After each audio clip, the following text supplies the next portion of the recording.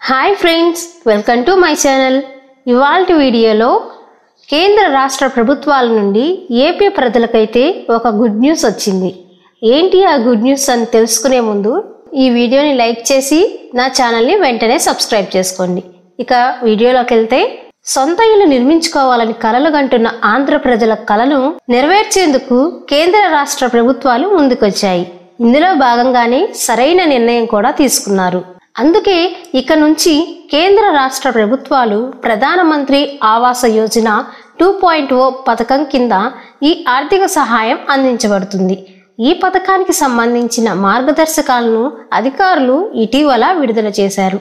ఈ పథకం అమలుకు ప్రతి రాష్ట్రం తన వాటాగా నిధులు కేటాయించాలని కేంద్రం ఇప్పటికే స్పష్టం చేసింది. ఈ నేపథ్యంలో ఈ పథకానికి సంబంధించిన ముసాయిదా మార్గదర్శకాలను కేంద్రం అన్ని రాష్ట్ర ప్రభుత్వాలకు పంపింది. కేంద్రం మార్గదర్శకాల మేరకు ఆంధ్రప్రదేశ్లోని సంకీర్ణ ప్రభుత్వం ఈ పథకం అమలుకు గ్రీన్ సిగ్నల్ ఇచ్చింది. ఈ పథకం కింద కొత్తగా ఎంపికైన లబ్ధిదారులకు ఇంటి నిర్మాణానికి 4 లక్షల రూపాయలు ఆర్థిక సహాయం అందుతుంది. కేంద్రం వాటాగా 2,50,000, రాష్ట్ర ప్రభుత్వం వాటాగా 1,50,000 రూపాయలు ఉంటుందని సర్కార్ తన ముసాయిదా మార్గదర్శకాల్లో పేర్కొంది. పట్టణ లబ్ధిదారులు రాష్ట్రంలో ఎక్కడా సొంత ఇల్లు లేదా భూమి ఉండకూడదు. అదేవిధంగా మరే ఇతర రాష్ట్రంలో లేదా కేంద్ర ప్రభుత్వ హౌసింగ్ స్కీమ్ లబ్ధిదారులుగా కూడా ఉండకూడదు. లబ్ధిదారుని వార్షిక ఆదాయం 3 లక్షలకు మించకూడదు.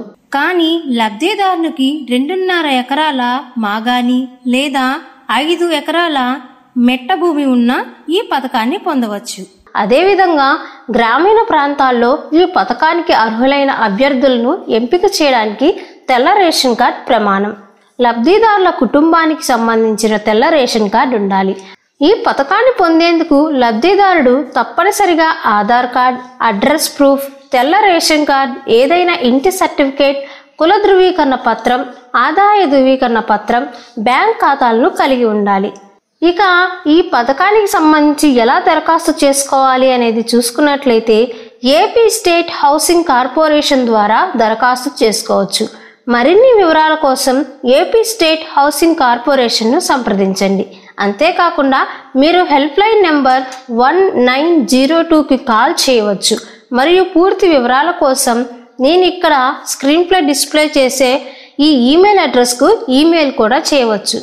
సో ఇది ఫ్రెండ్స్ ఇవాల్టి వీడియో. ఈ వీడియో మీకు నచ్చినట్లయితే లైక్ చేసి, ఈ వీడియో ఎవరికైనా యూజ్ అవుతుంది అనుకుంటే తప్పకుండా వాళ్ళకి షేర్ చేయండి. అలాగే నా ఛానల్ని సబ్స్క్రైబ్ చేసుకోండి.